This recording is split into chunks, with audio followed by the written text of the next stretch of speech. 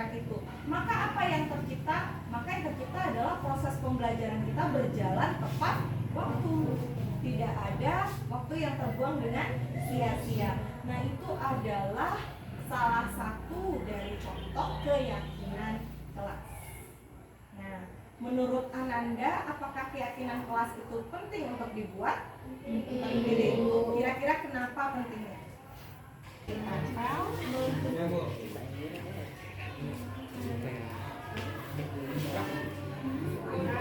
Dipikirkan dulu ya nak ya, apa yang kira-kira akan ditulis.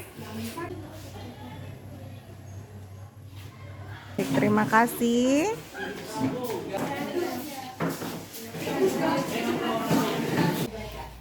Menjalankan tugas piket, mengumpulkan tugas tepat waktu. Menjalankan tugas piket, mengumpulkan tugas tepat waktu ya, bagus, itu positif. Selanjutnya.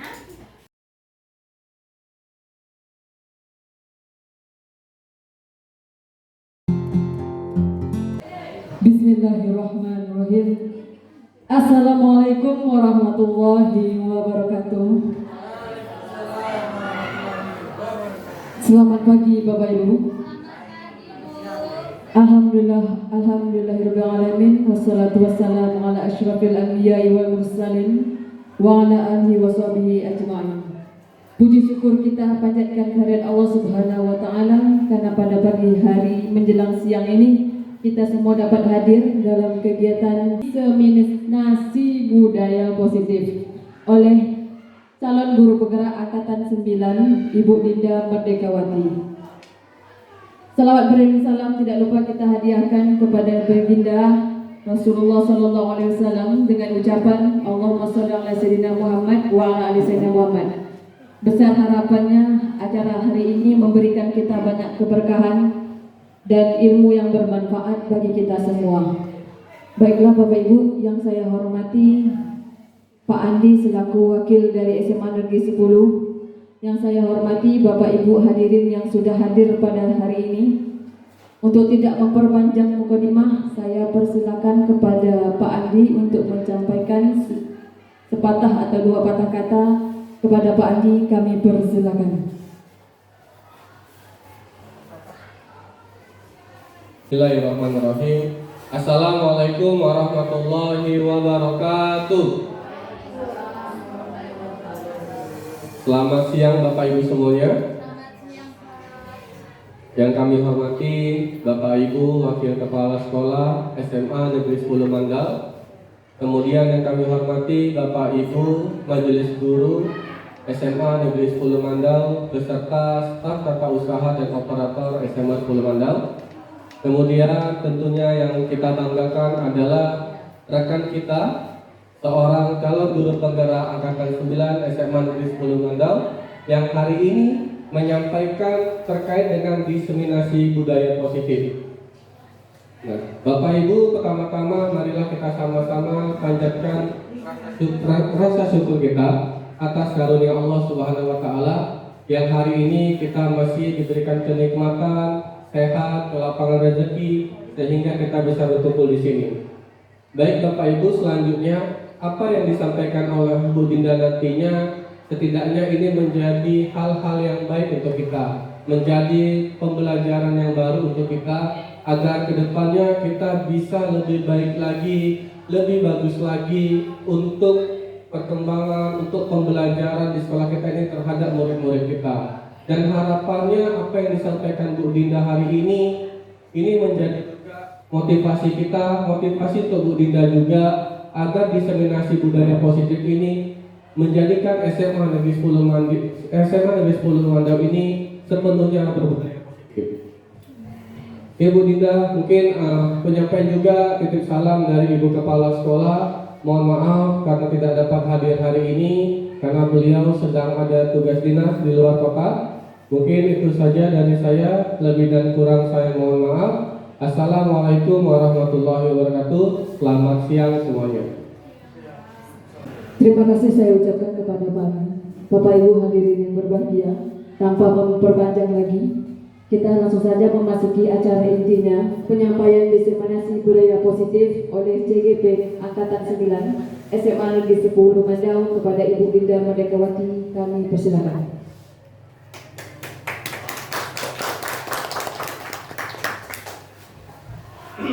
Bismillahirrahmanirrahim. Assalamualaikum warahmatullahi wabarakatuh. Terima kasih saya ucapkan yang sebesar-besarnya kepada Bapak Ibu Majelis Guru SMA Negeri 10 Mandau yang telah bersedia hadir meluangkan waktunya untuk kita bersama berkumpul di ruangan ini dalam rangka diseminasi budaya positif yang akan saya sampaikan, yang merupakan salah satu dari aksi nyata pada modul 1.4 budaya positif pendidikan guru penggerak calon guru penggerak angkatan 9 Kabupaten Bengkalis. Sebelumnya Bapak Ibu, Dinda di sini ingin sharing tentang materi yang sudah dipelajari kepada Bapak Ibu. Bukan berarti saya yang paling tahu. Bapak Ibu mungkin sebelumnya pernah mendengar tentang budaya positif dari teman-teman kita, rekan-rekan CGP yang lain. Nah, artinya di sini kita sama-sama belajar. Saya juga bisa minta masukan dari Bapak Ibu yang akan membangun pengetahuan kita semua. Baik, izinkan saya untuk menyampaikan diseminasi budaya positif. Ada beberapa topik yang akan kita jelaskan di sini yang terkait dengan budaya positif. Beberapa diantaranya adalah perubahan paradigma belajar, lalu ada nanti disiplin positif, motivasi perilaku manusia atau teori motivasi, lalu hukuman, konsekuensi dan penghargaan. Kita juga belajar mengenai kebutuhan dasar manusia, selanjutnya posisi kontrol, keyakinan kelas, dan segitiga restitusi yang diharapkan dari semua ini nanti dapat melahirkan budaya positif yang bisa kita terapkan di sekolah kita tercinta. Nah, Bapak Ibu, sebelum kita masuk ke materi, saya ingin bertanya dulu kepada Bapak Ibu. Menurut Bapak Ibu, budaya positif itu seperti apa? Kira-kira menurut pendapat Bapak Ibu, kalau kita berbicara budaya positif, apa yang terlintas di dalam pikiran Bapak Ibu semuanya? Silakan Bu Maya. Bisa membangun menjadi lebih baik ya Bu ya, sesuatu yang positif yang diterapkan, yang telah dibudayakan seperti itu ya. Itu adalah impian dan cita-cita kita bersama. Baik, terima kasih Bu Maya, kita berikan aplaus dulu untuk Bu Maya. Terima kasih. Betul sekali, Bapak Ibu semuanya sebagai guru, maka kita harus mampu mewujudkan budaya positif di lingkungan sekolah kita. Salah satunya mungkin bisa penerapan 5S misalnya. Senyum, sapa, santun, seperti itu ya. Kita terapkan di sekolah kita dan itu kita berdayakan untuk seluruh siswa, bukan hanya siswa tapi juga guru di seluruh lingkungan SMA Negeri 10 Mandau. Itu adalah salah satu perwujudan dari budaya positif. Artinya kalau dia sifatnya sudah membudaya itu ada, selalu ada dan berkembang di lingkungan sekitar kita dalam kegiatan apapun, seperti itu. Next, pertama kita akan masuk, yang pertama dulu adalah perubahan paradigma. Nah, ini ada kaitannya dengan teori kepalan tangan Bapak Ibu. Jadi Bapak Ibu bisa lihat di depan, misalnya ya teori kepalan tangan ini, misalnya ada A dan B gitu ya. Misalnya antara kita dengan teman kita lah gitu. Kita A, teman kita B gitu ya. Terus salah satu di antara kita disuruh untuk mengepalkan tangan dengan menyimpan sesuatu yang sangat berharga di dalam kepalan tangan tersebut. Dan pihak yang lain itu diminta untuk merayu, membujuk kita supaya membuka kepalan tangan tersebut supaya bisa mengambil apa yang ada di dalamnya. Nah, menurut Bapak Ibu, jika sesuatu yang berharga itu ada di dalam genggaman tangan Bapak Ibu mau tidak membukanya sehingga orang bisa mengambilnya dengan cara membujuk, merayu? Bapak Ibu mau nggak membukanya? Tidak. Kenapa kira-kira Pak Andi? Karena itu sesuatu sesuatu yang disayangi, sesuatu yang kita senangi seperti itu ya, maka kita tidak mau. Artinya di sini kita belajar posisi kontrol itu ada di mana?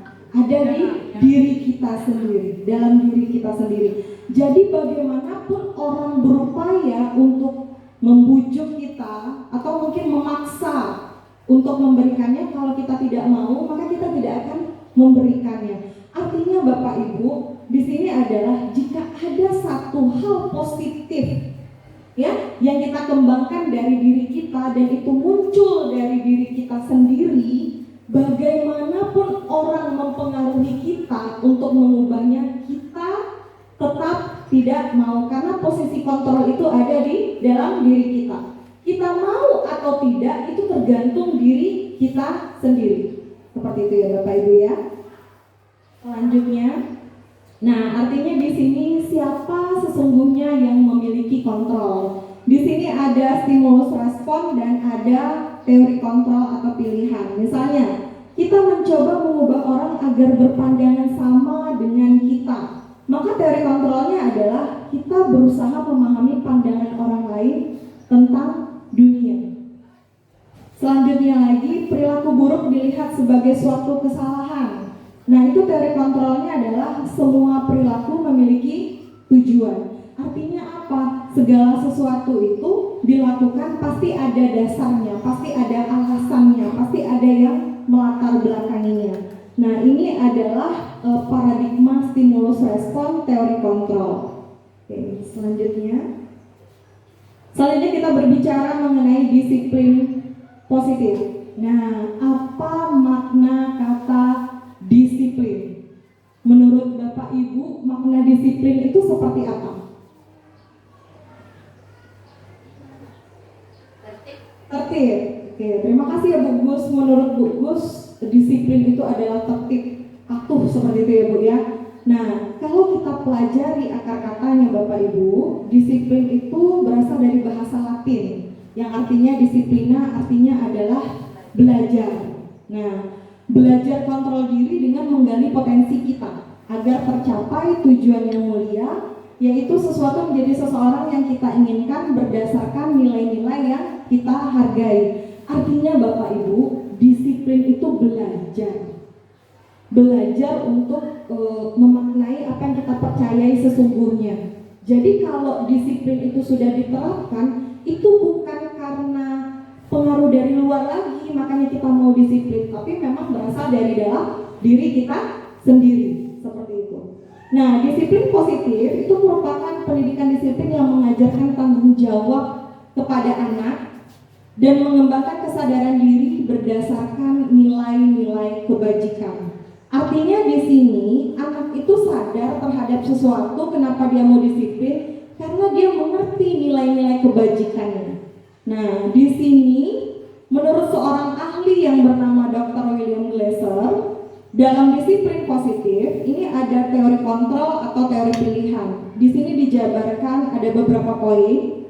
Di antaranya adalah Anda tidak bisa mengontrol orang lain, tapi hanya Anda yang bisa mengontrol diri Anda sendiri. Itu merupakan makna disiplin belajar kontrol diri ya. Selanjutnya adalah semua perilaku itu memiliki tujuan. Nah, semua perilaku itu memiliki tujuan, yaitu adanya teori motivasi. Nah, motivasi ini ada dua Bapak Ibu. Ada motivasi eksternal, berarti yang datangnya dari luar, dan ada motivasi internal yang datangnya dari dalam diri sendiri, buah dari kesadaran, seperti itu. Nah, di antara dua teori motivasi ini, kira-kira menurut Bapak Ibu mana yang paling bagus? Yang internal, yang intrinsik ya, yang dari dalam diri sendiri. Nah, kesadaran atau motivasi intrinsik. Lalu berikutnya ada lagi 5 posisi kontrol. 5 posisi kontrol itu diantaranya adalah ada penghukum, pembuat rasa bersalah, teman, pemantau, dan manajer. Nah, dalam hal ini nanti akan diterapkan juga dalam mengatasi permasalahan siswa. Itu kita menerapkan yang namanya segitiga restitusi melalui 3 tahapan. Nanti itu akan dibahas secara detail. Bapak Ibu, mungkin Bapak Ibu di kelas pernah melihat siswa kita yang dia itu boleh dikatakan caper, cari perhatian, inginnya dilihat, inginnya menonjol, mungkin dengan tingkah yang dia lakukan atau suara dia yang besar sehingga menarik perhatian teman-temannya. Nah, dilihat dari situ Bapak Ibu, itu merupakan salah satu dari kebutuhan dasar manusia. Jadi kita juga belajar mengenai kebutuhan dasar manusia. Nah, selanjutnya adalah motivasi perilaku. Jadi tadi kita sudah membahas juga motivasi sedikit. Di sini kita jelaskan ada dua, motivasi eksternal dan internal. Bapak Ibu bisa lihat di sini, kalau nomor 1 dan 2 itu adalah motivasi eksternal. Kenapa seseorang itu disiplin? Salah satunya karena dia menghindari ketidaknyamanan atau hukuman, dan dia ingin mendapatkan imbalan atau penghargaan. Dia tetap bisa berlaku disiplin, tapi karena ini eksternal, berasal dari luar, maka itu dia lakukan tergantung kepada apa yang dia inginkan. Sedangkan kalau motivasi internal itu adalah yang muncul dari di sini Dinda mau menjabarkan sedikit mengenai motivasi internal dan eksternal. Bapak Ibu, kadang kita menyadari kalau motivasi eksternal itu sifatnya cukup instan. Ketika anak berbuat salah, ya, atau misalnya kita menghukum dia karena dia takut terhadap suatu hukuman, dia mau mengikuti apa yang kita katakan, atau karena kita mengiming-iminginya dengan suatu penghargaan. Nah, kalau dia motivasi internal, ini sifatnya bisa long lasting, bisa lama, karena itu buah dari kesadaran dirinya sendiri. Namun Bapak Ibu, memang kita sadari tidak mudah mencapai motivasi internal dari dalam diri anak tersebut. Butuh proses, butuh waktu. Nah, maka diharapkan kita sebagai guru dapat untuk menumbuhkan motivasi internal ini di dalam diri siswa kita, termasuk dalam menerapkan budaya positif, disiplin ataupun belajar seperti itu. Teori motivasi perilaku manusia ya masih membahas tentang motivasi eksternal dan internal. Nah, di sini ada beberapa arahan Bapak Ibu. Jangan langsung menghakimi murid. Coba ajak mereka bicara terlebih dahulu dari hati ke hati. Nah, Bapak Ibu, mungkin kita sering ya mengalami permasalahan di kelas seperti itu dengan ragam permasalahan. Siswa yang terlambat selalu, mungkin siswa yang jarang masuk, tidak mau mengerjakan tugas, yang cabut ke kantin. Itu permasalahan-permasalahan yang mungkin kita hadapi. Nah, di sini untuk bisa menumbuhkan perilaku motivasi internal tersebut ya, yang pertama adalah ketika kita bertemu dengan kasus itu jangan langsung menghakimi, tapi coba cari tahu terlebih dahulu. Seperti yang saya paparkan sebelumnya, karena setiap tindakan itu ada tujuannya, ada dasarnya seperti itu. Lalu jadilah pendengar yang baik untuk mereka, jangan menyela saat murid berbicara. Kita berikan dia kesempatan ruang dan waktu. Karena Bapak Ibu, mungkin kita juga menyadari kehidupan remaja ini adalah kehidupan yang cukup labil ya, karena siswa kita adalah menghadapi masa remaja seperti itu. Ada yang mungkin pemenuhan kebutuhan dasarnya tidak terpenuhi, misalnya kebutuhan akan kasih sayang, kebutuhan akan perhatian. Jadi dia tidak pernah didengar sebelumnya. Selalu dia yang harus mendengar waktu di rumah. Maka ketika dia sekolah, kalau kita terapkan hal yang seperti itu, dia juga tidak mau mendengarkan kita. Maka cobalah untuk menjadi pendengar yang baik. Dan yang berikutnya adalah bimbing murid itu untuk memahami konsekuensi apa yang didapatkan atas perilaku yang dia lakukan. Jadi poin di sini adalah bimbing murid untuk mengetahui apa konsekuensinya, bukan semata-mata memberikan hukuman seperti itu. Selanjutnya, oke. Di sini ada pernyataan nih, hadiah atau penghargaan, di bawahnya apresiasi. Nah, di sini dikatakan bahwa hadiah atau penghargaan tidak sama dengan apresiasi. Bapak Ibu setuju nggak kira-kira? Setuju nggak kira-kira Bapak Ibu? Apakah penghargaan itu tidak sama dengan apresiasi? Atau mungkin sama? Beda. Apa perbedaannya Bapak Ibu? Kalau penghargaan itu arahnya sejenis barang, pemberian suatu hadiah gitu ya. Kalau apresiasi, kalimat-kalimat positif yang membangun, kalimat yang baik yang menyatakan terima kasih, kalimat positif yang mengapresiasi ya, memberikan dukungan terhadap pekerjaan yang sudah dilakukan. Betul sekali Bapak Ibu ya. Jadi di sini diharapkan kita tidak memberikan penghargaan ya, tidak memberikan hadiah dalam proses pembelajaran itu supaya bisa menimbulkan motivasi internal dari dalam diri siswa. Karena kalau kita iming-imingi dengan hadiah misalnya, nah itu justru akan menjadikan itu sebagai motivasi eksternal bagi diri siswa. Bentuk program kebajikan atau apresiasi diantaranya adalah beri pengakuan secara khusus, beri pengakuan secara pribadi kepada semua murid secara konsisten dan fokus pada prosesnya. Nah, jadi bukan hanya hasil tapi hargailah proses yang telah dilakukan oleh peserta didik kita. Selanjutnya adalah kita akan berbicara mengenai hukuman, konsekuensi, dan penghargaan. Coba kita lihat video berikut ini ya Bapak Ibu. Kira-kira Bapak Ibu relate nggak dengan ini? Coba ya.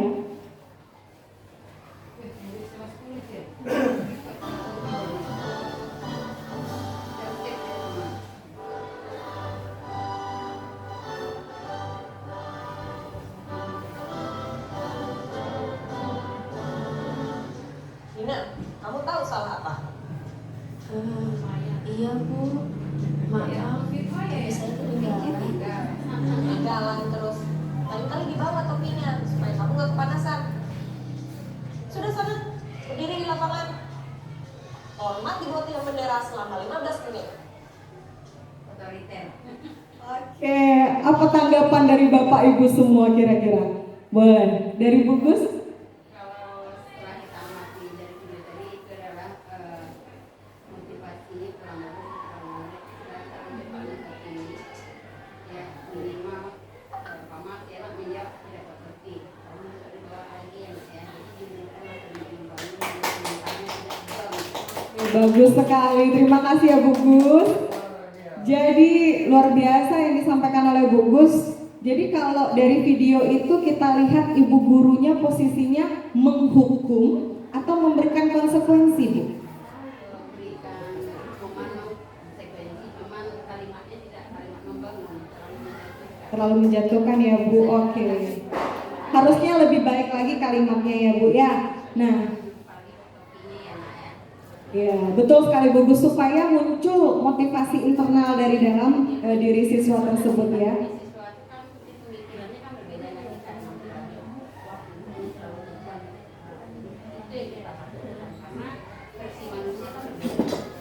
Betul sekali ya Bu Gus. Jadi Bapak Ibu, terkadang kita ada di posisi ibu guru yang tadi. Terkadang. Ya silakan Ibu Tiarlin, silakan. Terima kasih Bu Dinda. Jadi yang saya lihat tadi itu Bu Dinda. Terima kasih. Jadi yang saya lihat tadi itu ada posisi baik.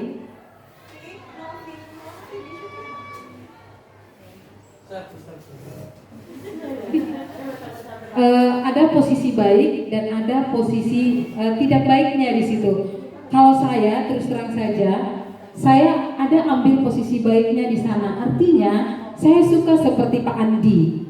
Nah, gitu. Terkadang kita harus memberikan memang betul-betul pembelajaran kepada anak. Supaya apa? Supaya tidak dilakukan kesalahan yang sama untuk di lain waktu. Inilah kendala kita di zaman sekarang ini. Saya juga bingung karena saya mungkin tipenya orang yang keras. Makanya saya harus mendidik orang itu keras supaya apa? Supaya dia tidak melakukan kesalahan yang sama. Nah, kalau kita buat tadi pertanyaan-pertanyaan seperti mungkin yang kita pelajari di mungkin guru-guru penggerak gitu ya. Kenapa tidak bawa topi nak? Apa masalahnya? Nah, mungkin itu bagi saya yang saya lihat dengan kondisi anak seperti itu, rasanya anak sekarang itu tidak perlu digitukan lagi ya. Rasa saya memang harus ditegaskan dan kalau memang perlu memang harus diberikan hukuman supaya apa? Supaya dia tidak melakukan kesalahan itu kesalahan yang sama di lain waktu. Dia sudah tahu setiap hari Senin harus bawa topi dan harus bawa dasi. Kenapa tidak dibawa? Berarti itu mungkin ada unsur kesengajaan atau tidak mempersiapkan diri. Kalau saya suka sama Pak Andi, Pak Bu, memang harus bawa rol panjang untuk mengatur anak. Kalau kita hanya berkata-kata baris anakku, itu rasa saya tidak, Bu. Memang harus dikasih pembelajaran supaya tidak diulang di lain waktu. Itu dua versi, Bu, ya. Ada baiknya, ada sisi tidak baiknya. Begitu, Bu Dinda. Terima kasih. Saya dukung Pak Andi bawa rol. Kalau Pak Andi jangan dia. Luar biasa sekali ya pemaparan dari Bu Tiarlen. Sekali lagi kita berikan aplaus Bapak Ibu. Terima kasih. Jadi Bu Tiarlen curhat gitu ya. Nah, melihat dari video tadi, kalau sekiranya kita terapkan yang demikian, mungkin menurut pendapat Bu Alin, ketika diterapkan ke anak, mereka tidak langsung menerapkan disiplin itu. Tapi kalau kita tegas gitu, tak keras seperti itu, mereka akan melakukannya seperti itu ya, Bapak Ibu. Nah, inilah yang namanya kita mendidik ya. Yang dikatakan Bu Alin itu ada benarnya. Kenapa demikian? Anak ini berkembang di lingkungan keluarganya itu jauh lebih lama daripada kita bertemu dia di sekolah. Ya, betul ya Bapak Ibu ya. Kalau seorang anak sudah biasa dibesarkan dengan hukuman, kedisiplinan, ketegasan, maka dia akan terbiasa dengan itu. Ketika kita berikan langkah yang mungkin berbicaranya cukup lunak, kita tidak mau mengenai mental dia seperti itu, dia merasa kita hanya sekedar bicara saja. Nah, maka yang dia mau itu adalah ketegasan. Nah, jadi Bapak Ibu, artinya di sini kita tentu harus melihat dulu kepada siapa kita akan menerapkan itu. Mungkin untuk di lingkungan yang seperti ini tepat, tapi mungkin untuk di lingkungan yang lain itu kurang tepat, seperti itu ya. Nah, tapi di dalam materi ini kita diajarkan memang hukuman apa yang telah diterapkan itu membuat anak itu besoknya akan bawa topi. Tapi apakah hukuman yang diberikan itu dia sadari atau tidak, seperti itu. Seperti tadi kan dia tidak membawa topi terus dia disuruh hormat bendera gitu ya. Kira-kira ada korelasinya enggak? Ada hubungannya enggak antara dia tidak membawa topi dengan dia hormat bendera? Apakah dengan dia hormat bendera besoknya dia pasti akan membawa topi? Apakah yang kita terapkan itu menjadi motivasi internal dari dalam dirinya akan muncul atau hanya motivasi eksternal? Nah, kembali lagi tadi ke konsepnya gitu. Seperti itu ya Bapak Ibu ya. Jadi artinya saya tidak menyalahkan juga karena memang tergantung kepada kondisi lingkungan yang ada di sekitar kita. Namun pendidikan mengajarkan kita untuk bisa menuntun murid sesuai dengan kodrat alam dan kodrat zaman. Tegas boleh, tetapi juga memunculkan motivasi internal dari dalam diri siswa itu sendiri. Seperti itu. Terima kasih atas tanggapan Bapak Ibu yang luar biasa ya. Selanjutnya kita masuk ke konsekuensi. Nah, kalau konsekuensi itu adalah erat kaitannya dengan akibat yang kita terima dari suatu perbuatan. Konsekuensi adalah sebuah keadaan di mana terdapat kesepakatan dan bentuk tanggung jawab yang sudah diprediksi oleh murid dan guru. Nah, Bapak Ibu semuanya, ketika ada anak melanggar suatu kedisiplinan, itu sebaiknya yang kita terapkan memberikan hukuman atau menimbulkan suatu konsekuensi pada diri anak. Mana yang lebih baik? Konsekuensi ya, konsekuensi. Nah, di sini terdapat perbedaan antara hukuman dengan konsekuensi. Dari segi posisi guru, kalau dia hukuman itu akan penghukum dan pembuat rasa bersalah. Kamu ya sudah selalu datang terlambat, tidak pakai topi seperti ini. Anak yang oke, mungkin dia salah karena hari itu dia teledor atau kelupaan membawa, tetapi dengan cara kita seperti itu menghukum itu membuat dia merasa sangat bersalah seperti itu ya. Nah, sedangkan konsekuensi itu lebih ke arah pemantau. Selanjutnya lagi adalah penentuan sanksi. Kalau hukuman itu ditentukan sepihak oleh guru. Sedangkan kalau konsekuensi itu adalah kesepakatan antara murid dan guru. Lalu relevansi sanksi. Nah ini nih, kalau hukuman itu tidak ada korelasi yang logis. Misal siswa datang terlambat disuruh bersihin WC. Ada nggak korelasinya kira-kira? Lalu kalau dia konsekuensi itu ada korelasi yang logis dan disepakati. Nah, kita berharap anak-anak kita itu ketika dia berbuat salah, dia tahu apa kesalahannya dan konsekuensinya, sehingga muncul motivasi internal dari dalam dirinya. Coba kita lihat video berikut ini. Ada apa Ucap? Saya kesel Pak, saya selalu setuju. Oke, kalau kamu bisa selesaikan tugasnya, Bapak janji kamu akan jadi ketua kelas selama 1 tahun. Aku lagi dulu, tapi bisa ya Pak, kalau Ucap jadi ketua kelas. Nah, selesai videonya, sedikit saja cuplikannya. Bapak Ibu, ini kira-kira yang ditampil di cuplikan video tadi, ya? Itu menurut Bapak Ibu bagaimana? Si Ucok dia mau membersihkan kelas karena kalau dia membersihkan kelas mau diangkat jadi ketua kelas. Kira-kira kalau wali kelasnya tidak memenuhi perjanjian tersebut atau misalnya perjanjian tersebut dibatalkan seperti itu ya, kira-kira Ucok masih tetap mau membersihkan kelas tidak? Tidak. Nah, itu dia. Jadi artinya kita berharap apa yang kita terapkan ke anak itu dapat menimbulkan motivasi internal dari dalam diri dia. Jadi bukan karena penghargaan, bukan karena reward, bukan karena iming-iming hadiah, tapi kesadaran dari diri dia sendiri, seperti itu. Nah, penghargaan itu meminta atau memujuk seseorang untuk melakukan sesuatu untuk memenuhi suatu tujuan. Seperti yang kita lihat dari video tadi, di sana ada faktor ketergantungan. Jadi kalau sekiranya tidak diberi hadiah, dia tidak mau lagi untuk melakukannya. Nah, 5 alasan untuk tidak menggunakan sistem hadiah, beberapa diantaranya adalah menghambat kinerja, kreativitas, dan motivasi peserta didik.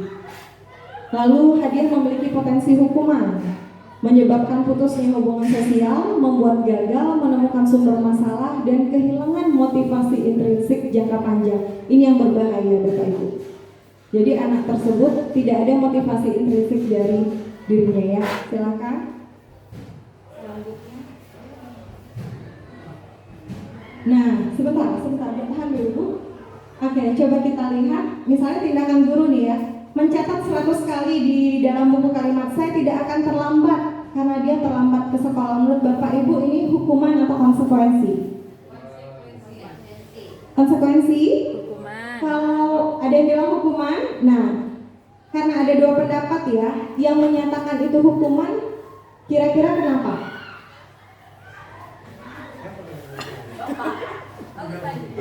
Pak Andi, kira-kira kenapa Pak Andi kita disebut sebagai hukuman? Tidak ada kesepakatan di dalamnya, betul sekali Bu Indah, dan tidak ada korelasinya ya, jadi itu adalah hukuman.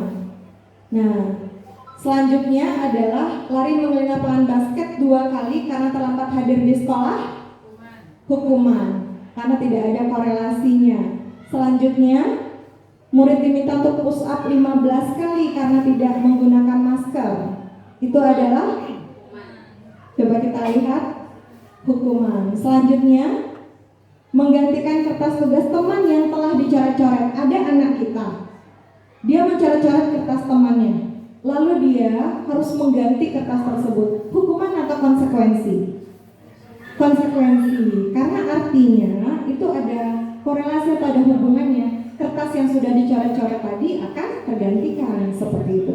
Nah, ini lagi murid disuruh untuk tidak mengenakan sepatu seharian di sekolah karena tidak mengenakan sepatu hitam. Kira-kira hukuman atau konsekuensi? Hukuman. Coba kita cek, hukuman atau konsekuensi? Hukuman ya Bapak Ibu ya. Nah, yang terakhir, membersihkan tumpahan air di meja tulis karena tersenggol pada saat belajar. Bagaimana kira-kira konsekuensi? Bapak Ibu, saya ada statement terakhir. Anak disuruh lari 12 kali lapangan karena terlambat belajar PJOK. Konsekuensi atau hukuman? Kalau yang di atas, hukuman.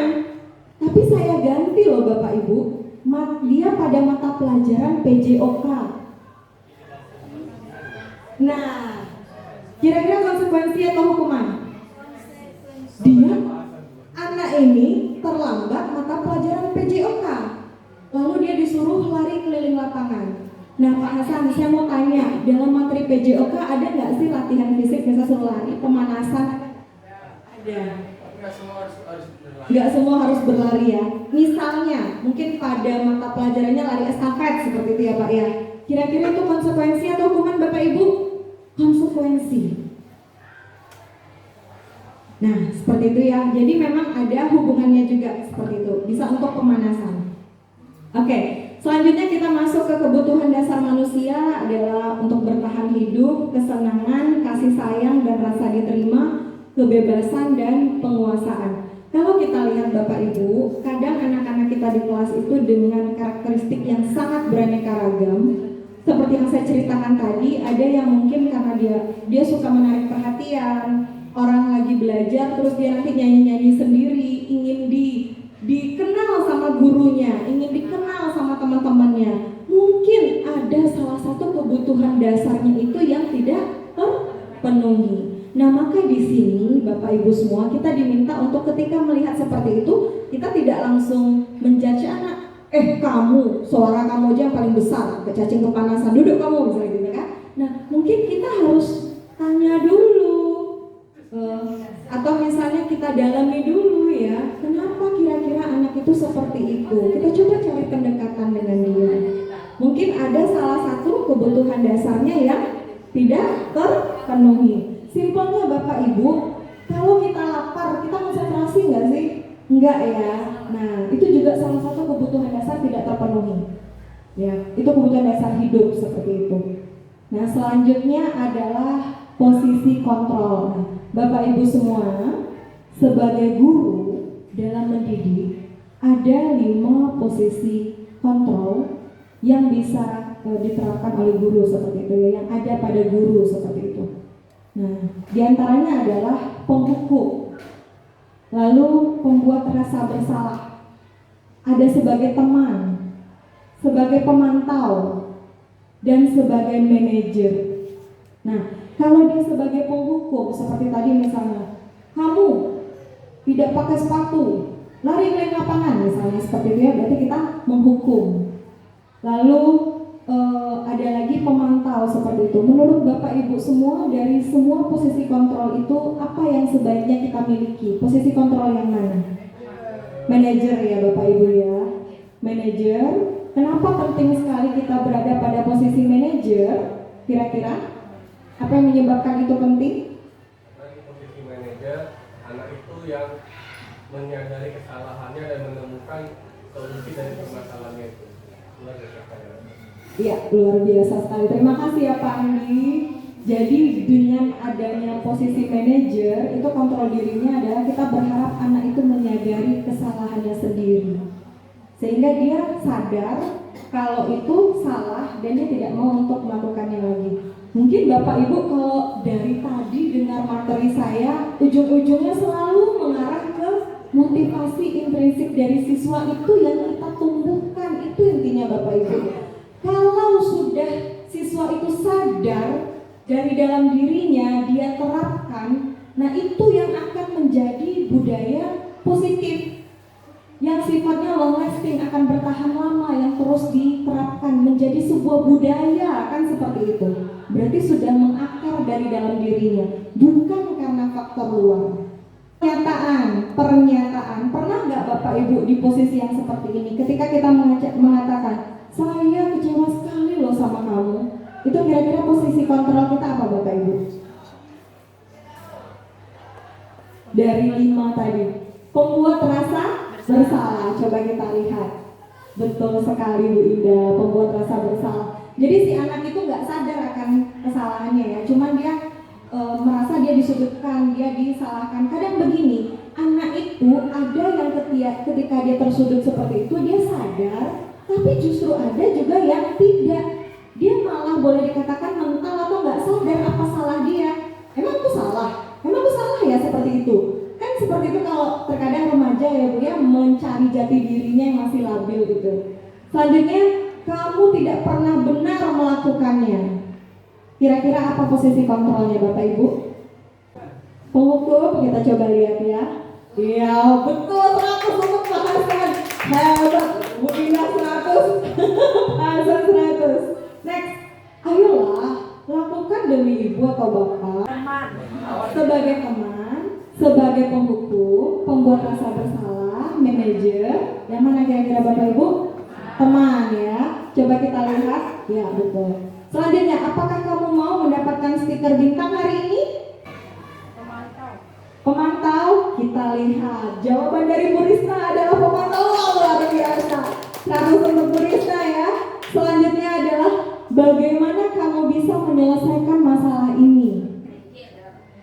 Nah, itu adalah wah bagus luar biasa. Kita lihat jawabannya. Manajer. Terakhir Bapak Ibu, kamu selalu yang paling terakhir. Gimana tuh kira-kira? Oh sudah dibaca. Penghukum ya. Kita berikan aplaus dulu untuk Bapak Ibu guru SMA 10 Mandal, sudah sangat luar biasa ya. Betul semua jawabannya. Kita lanjutkan keyakinan kelas. Nah, Bapak Ibu, ini salah satu poin yang saya pelajari di guru penggerak. Mungkin pengalaman kita semua sebelumnya ya di dalam pembelajaran, kita pernah juga mungkin untuk menerapkan suatu peraturan kelas. Tapi di sini ada yang namanya lebih bagus, itu adalah keyakinan kelas. Keyakinan kelas itu awalnya berawal dari peraturan kelas. Nah, cuma kalau peraturan kelas kan itu artinya ada, maksudnya harus dilaksanakan gitu ya. Mungkin ada keterpaksaan seperti itu. Tapi kalau keyakinan kelas, sekali lagi itu diminta kesadaran dari siswanya sendiri untuk mematuhi apa yang sudah menjadi keyakinan atau kesepakatan bersama. Nah, itu berdasarkan nilai-nilai kebajikan. Kita coba lihat apa saja penerapan keyakinan kelas itu. Nah, di sini seseorang akan lebih tergerak dan bersemangat menjalankan keyakinannya daripada mengikuti serangkaian peraturan. Bedanya begini simpelnya Bapak Ibu. Kalau peraturan kita bikin misalnya ya, 1, tidak boleh terlambat. 2, begini anak-anak harus ya patuh aturan ini gitu ya. Kalau keyakinan kelas kita minta dari siswanya. Ananda Ibu semuanya, sebelum kita memulai pembelajaran ya, untuk di awal pertemuan ini kita membuat dulu keyakinan kelas. Apa kira-kira yang kita sepakati agar proses pembelajaran kita berjalan baik?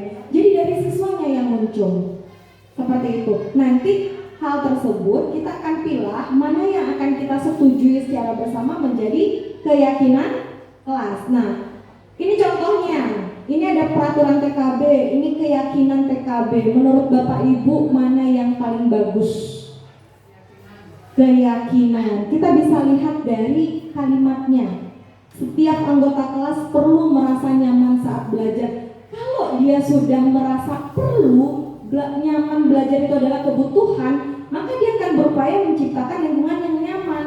Sampah dia buang pada tempatnya, kursi dia susun rapi, kelas dia sapu, karena dia ingin menciptakan sesuatu yang nyaman dalam belajar. Seperti itu. Selanjutnya, nah cara membentuk keyakinan kelas, ini ada tahapannya Bapak Ibu. Yang pertama adalah melibatkan semua warga kelas, terus sebaiknya tidak terlalu banyak sehingga mudah diingat dan dipahami. Menggunakan kalimat positif. Ini dia poinnya Bapak Ibu. Menggunakan kalimat positif itu penting. Jadi kalau misalnya ada kata-kata tidak datang terlambat, nah kita lebih baik mengarahkan itu menjadi datang tepat waktu. Nah, jadi dibuat menjadi kalimat positif. Terus dapat diterapkan, ya, segala sesuatu yang dapat diterapkan di kelas. Selanjutnya, nah ini adalah contoh peraturan dan ini adalah keyakinan kelas. Ada waktu yang terbuang dengan sia-sia. Nah itu adalah salah satu dari contoh keyakinan kelas.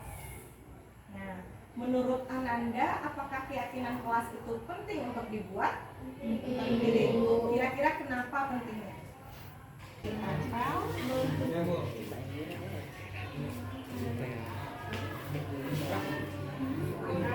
Dipikirkan dulu ya apa yang kira-kira akan ditulis. Terima kasih.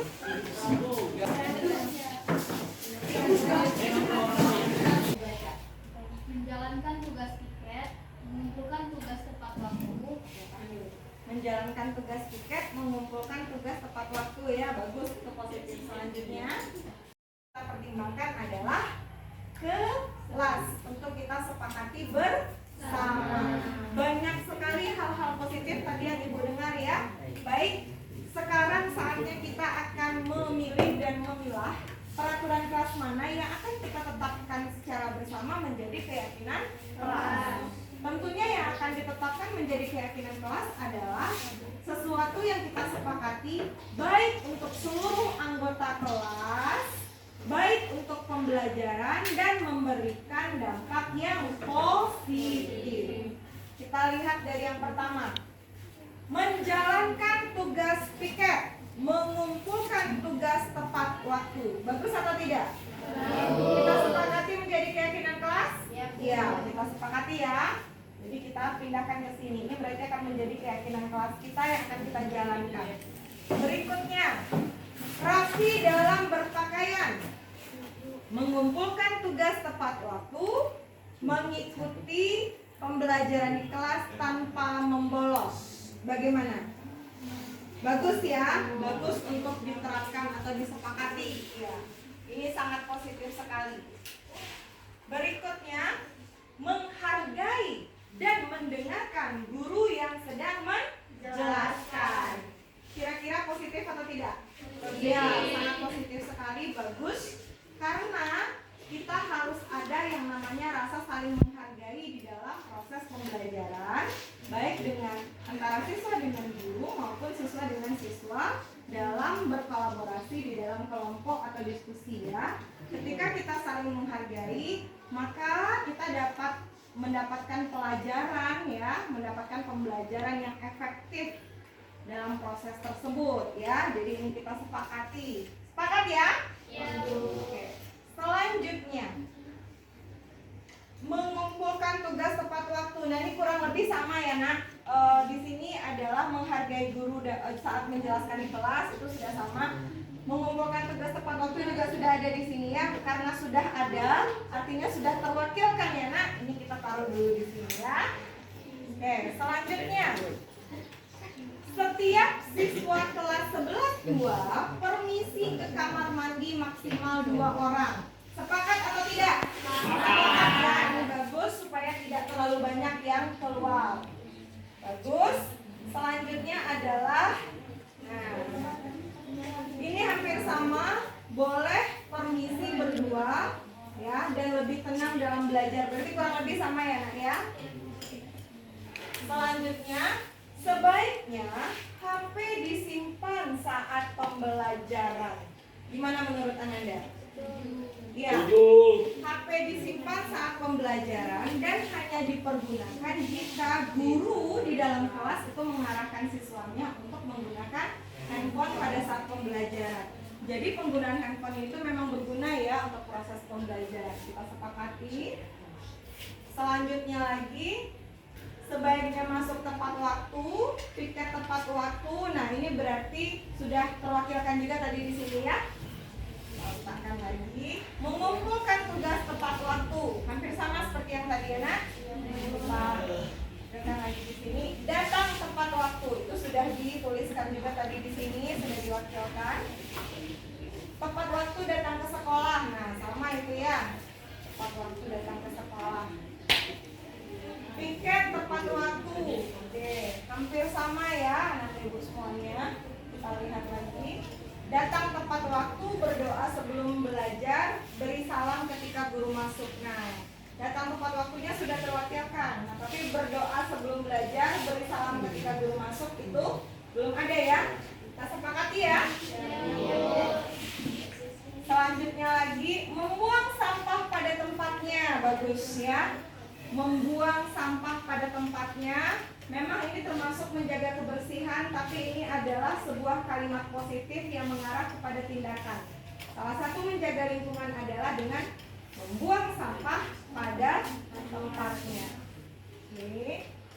Selanjutnya, tidak piket harus kena hukuman denda. Nah, menurut Ananda gimana? Itu nggak usah Bu. Soalnya kan ini pelajaran lain bukan mata apa, balik kelas. Oh gitu ya, oke.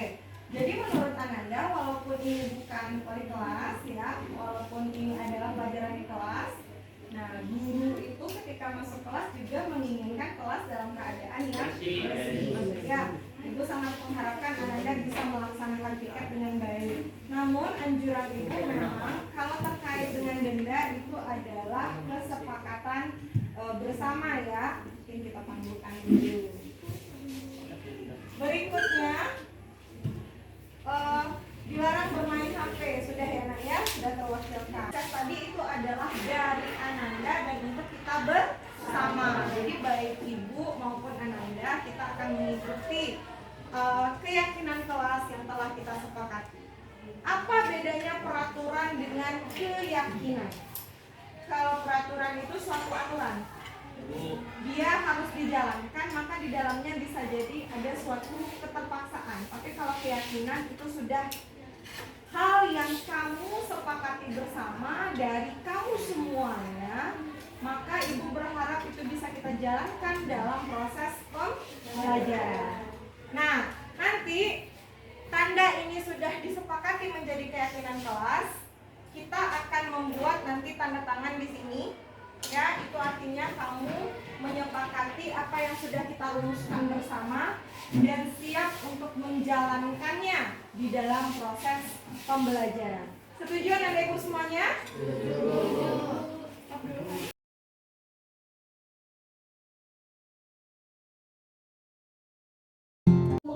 Perkenalkan, nama saya Erika dari kelas 11-2. Saya ingin memberikan pendapat saya tentang keyakinan kelas yang dibuat oleh Bu Dinda. Itu akan membuat siswa menjadi lebih disiplin. Ibu lihat di bagian keyakinan kelas, untuk selalu kembalikan buku ke tempatnya, itu peraturan. Tapi kalau keyakinan kelasnya adalah nilai tanggung jawab. Jadi Bapak Ibu, nilai-nilai yang ada di keyakinan kelas itu merupakan dasar dari nilai kebajikan. Jadi kalau anak itu sudah tahu apa yang menjadi dasar dari apa yang dia lakukan, maka itu diharapkan dia bisa melaksanakannya secara kontinu terus-menerus. Jadi anak itu kalau misalnya kita bilang dilarang merokok, dia berhenti merokok atau tidak merokok itu bukan karena kita larang, bukan karena takut nanti kena rollnya Pak Andi, bukan karena takut nanti dibawa ke kantor terus masuk buku kasus, tapi karena dia sadar pentingnya kesehatan. Karena kalau hanya motivasi eksternal berarti nanti di luar sekolah dia akan merokok seperti itu. Nah, yang terakhir Bapak Ibu adalah segitiga restitusi. Ini merupakan cara menyelesaikan masalah yang terjadi dengan siswa kita. Nah, segitiga restitusi itu adalah proses menciptakan kondisi bagi murid untuk memperbaiki kesalahan mereka. Ya. Selanjutnya ada 3 tahapan dari segitiga restitusi. Oke, di sini ada 3 tahapan Bapak Ibu. Yang pertama itu adalah menstabilkan identitas. Kedua adalah validasi kebutuhannya. Dan yang ketiga adalah menanyakan keyakinan. Contoh, Bapak Ibu ini sudah saya terapkan kebetulan ya Bapak Ibu untuk menerapkan segitiga restitusi. Misalnya kita mendapati siswa kita mencontek. Nah itu kan tindakan yang salah ya. Kita panggil dia dulu. Kita coba tanya, kamu benar mencontek kemarin? Iya Bu, saya mencontek. Kenapa kamu mencontek? Coba ceritakan, dia nanti dia jelaskan. karena saya tidak belajar malam Bu, karena saya takut kalau nilai ujian saya tidak bagus, nanti saya dimarahin orang tua, disuruh remedi sama guru dan segala macam. Nah, kita dalam hal tersebut pertama adalah menstabilkan identitas dulu. Artinya jangan merasa anak itu nanti dia merasa yang paling bersalah. Kita stabilkan dulu identitasnya. Ya, nah, tidak ada gading yang tidak retak. Semua orang pasti pernah melakukan kesalahan. Ya, cuman yang terpenting adalah kamu tahu apa sisi salahnya dan kamu menyadari lalu tidak untuk melakukannya lagi atau mengulanginya lagi. Yang kedua adalah validasi dulu kebutuhannya. Ya, validasi dulu kebutuhan atau kesalahannya apa. Lalu yang terakhir adalah menanyakan keyakinannya. Keyakinan artinya adalah apa kira-kira yang akan dia lakukan untuk mengatasi permasalahan yang sama jika dia hadapi.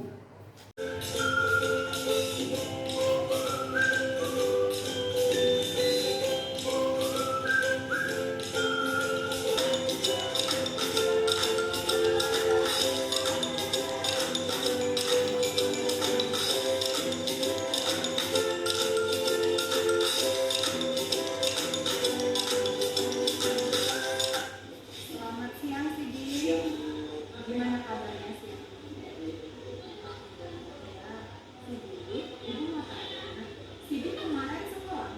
Sidi kemarin masuk yang pelajaran itu? Saya kemarin karena saya pas daftar ibu saya itu. Sidi mengantuk jadi tidak masuk ke kelas. Sidi, setiap manusia itu pasti pernah melakukan kesalahannya. Sidi juga. Menurut Sidi, kira-kira apakah tindakannya Sidi lakukan itu sudah benar? Tindakannya Sidi lakukan itu sudah benar. Kenapa salah? Sidi tidak masuk di jam pelajaran ibu padahal ibu memberikan satu Nah, Sidi, menurut Sidi dari yang Sidi lakukan itu, nah kan kita sudah membuat suatu keyakinan kelas. Menurut Sidi, tindakan keyakinan kelas apa yang Sidi langgar di sana? tugas sendiri. Nah, tidak mengerjakan tugas itu merupakan bagian dari apa nak? Karena tidak mematuhi kesepakatan kelas. Tidak mematuhi kesepakatan kelas. Artinya kesepakatan kelas itu salah satunya dibuat supaya kita bisa bertanggung jawab. Jadi Sidi tidak melakukan itu. Oke, menurut Sidi, kenapa Sidi menjadi mengantuk? Karena Sidi di sebelumnya semalam itu saya begadang dia jadi tidurnya kurang. Jadi karena begadang, makanya kurang tidur. Makanya pada saat belajar terasa sangat ngantuk ya. Nah, kira-kira itu dapat efek nggak dari Sidi sendiri dengan melakukan dengan Sidi begadang ya dengan main game? Kira-kira itu memberikan dampak nggak kepada diri Sidi sendiri? Apa contoh menurutnya? Pas sekolah Sidi mengantuk biasa. Jadi konsentrasi nggak belajar? Kira-kira apa yang bisa Sidi lakukan terhadap tindakan yang sudah Sidi lakukan? Kira-kira apa yang Sidi ingin lakukan untuk melakukan? 3 restitusi. Saya mau tanya sama Bapak Ibu, kalau Bapak Ibu ya menjadi seorang siswa, kembalilah ke masa dulu gitu ya, kita menjadi seorang siswa, berada di apa yang Bapak Ibu rasakan? Kalau gurunya seperti itu cara menyelesaikan masalah dengan siswanya. Ada solusi, hatinya tenang, tidak merasa terbeban ya dengan kesalahan itu. Maka bisa muncul satu keyakinan bahwa setiap masalah itu akan ada solusinya. Ya, penyelesaiannya ada. Yang penting kita mau bersikap untuk terbuka dan tanggung jawab. Bapak Ibu, itulah kira-kira yang diharapkan kepada kita sebagai pendidik untuk bisa menerapkan budaya positif tersebut kepada siswa-siswi kita di sekolah dalam rangka membangun sekolah kita. Demikian yang dapat saya sampaikan. Terlebih dan terkurang saya mohon maaf. Wabillahi taufiq wal hidayah. Assalamualaikum warahmatullahi wabarakatuh.